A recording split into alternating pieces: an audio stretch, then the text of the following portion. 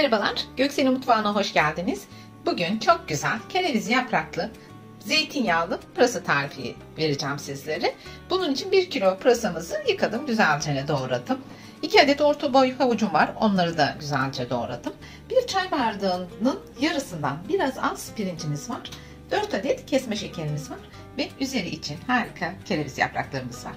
Şimdi yapım aşamasına başlayalım.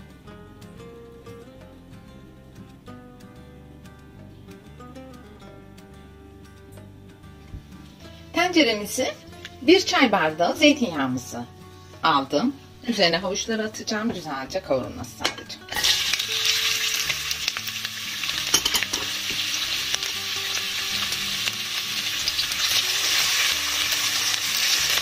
Havuçlarımızı şöyle hafifçe bir kavuracağız. Daha sonra üzerine pırasalarımızı ilavesini yapacağız.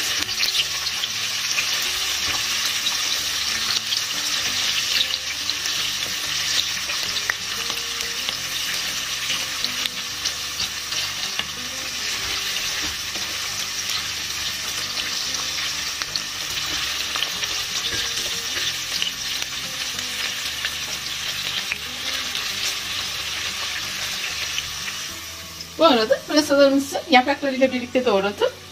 Onları atmıyoruz, kullanıyoruz pırasa yemeklerimizde. Harika bir görselliği var. Gördüğünüz gibi pişince nefis olacaklar. Şöyle yeniden malzemelerimizi göstereyim. Yarım çay bardağından az pirincimiz var. 4 adet de kesme şekerimiz var. Havuçlarımız hafif sarı rengini alınca pırasaların ilavesini yapacağım.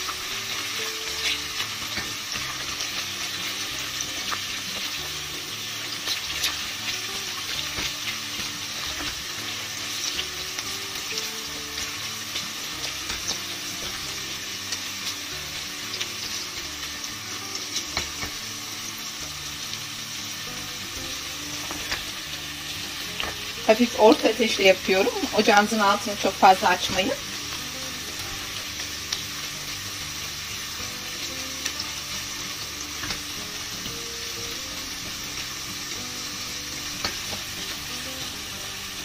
Tamam, artık pırasalarımızın ilavesini yapabiliriz.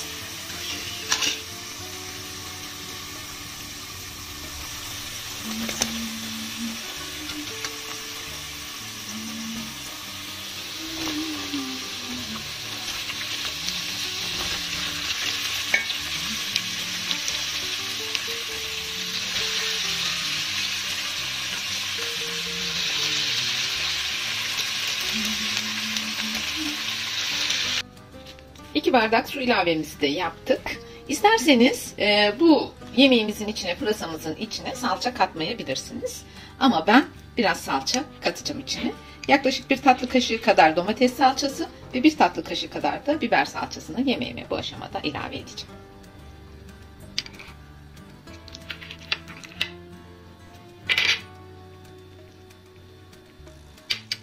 Ve 1 tatlı kaşığı kadar da tuz ilavesi yapacağım. Ben şimdi 1 çay kaşığı dolu dolu bir tuz ilavesi yapacağım buna. Eğer yetmezse daha sonra ilavesini yaparım. Sizler de damak zevkinize göre tuzunu ayarlayın lütfen.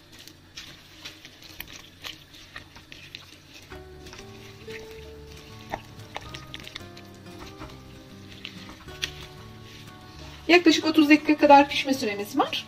30 dakika sonra yemeğimiz pişmiş olacak, hazır olacak. Sunum aşamasına geçeceğiz. Şimdi yemeğimizi pişmeye bırakalım.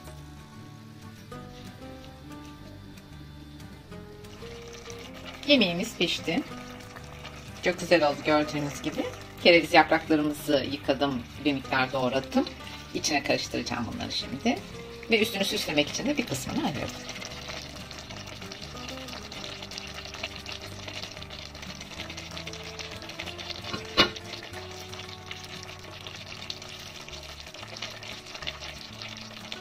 Mis gibi kokular var burada şu ara. Çok güzel görünüyor. Kereviz yapraklarının ayrı bir kokusu var, aroması var. Pırasa yemeğine çok yakışıyor. Bunu karıştıracağım şöyle hafif birazcık.